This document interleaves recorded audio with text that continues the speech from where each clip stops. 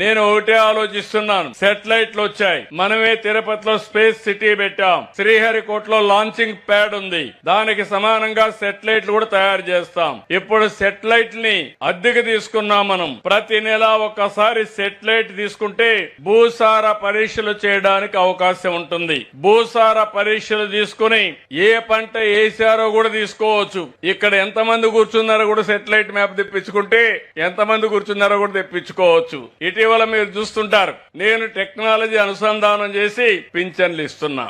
పింఛన్లు ఇస్తే 65 లక్షల మందికి ఇస్తాం. ఏ నిమిషంలో ఇచ్చారో నాకు వస్తుంది, ఎవరిచ్చారో వస్తుంది, ఎక్కడిచ్చారో వస్తుంది.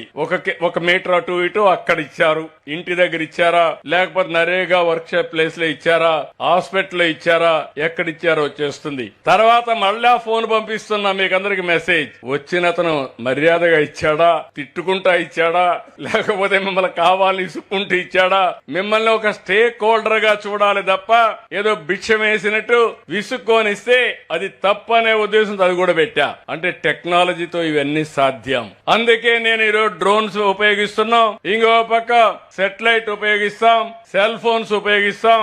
ఇవన్నీ ఉపయోగించి మీ అందరికి కూడా అక్యురేట్ డేటా తెప్పిస్తాం.